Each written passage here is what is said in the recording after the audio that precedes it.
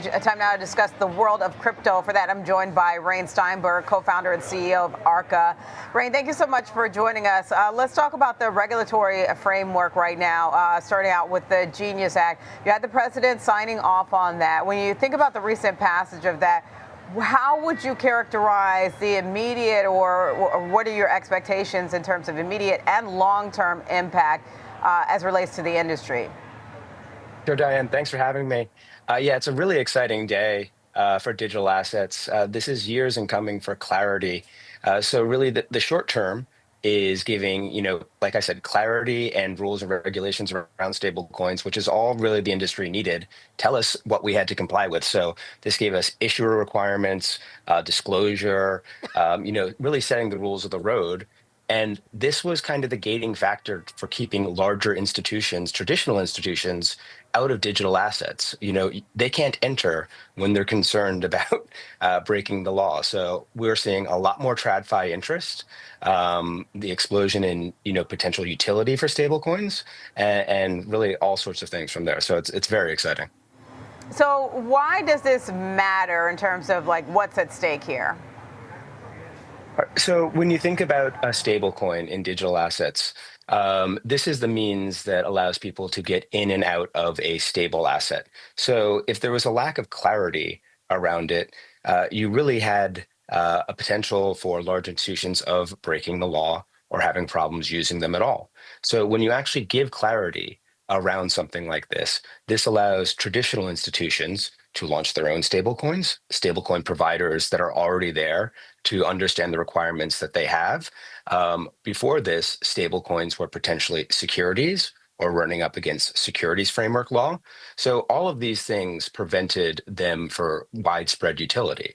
And so in the ecosystem of digital assets, they're used for payments, trade settlement, cross-border settlement, anytime you want to get out of, more unstable assets like Bitcoin, Ethereum, things like that, the trading pair for those things.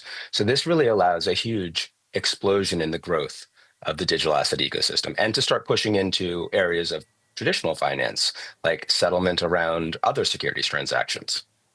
So would you say that the adoption gains further momentum from here for stablecoins and the overall digital assets space?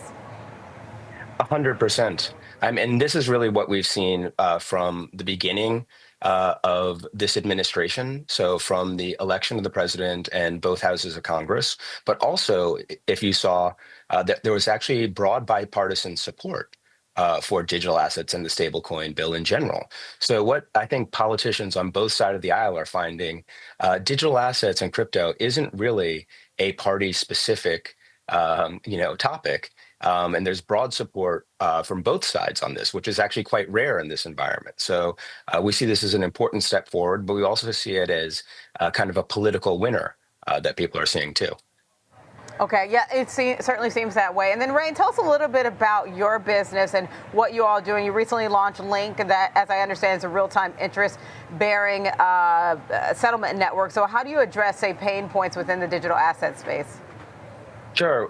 Also, another exciting time for us that happened to coincide with Genius is the launch of Link last week. And as you mentioned, is a real-time interest-bearing settlement system. So this allows people to settle real-time. So when you think in banking hours, you're used to settling T+2, dealing with banking hours, things like this.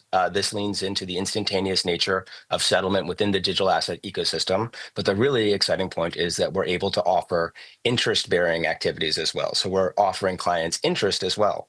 And that's one of the pain points of stablecoins. And that was clarified in the Genius Act that you can use stablecoins as settlement, but they can't offer interest.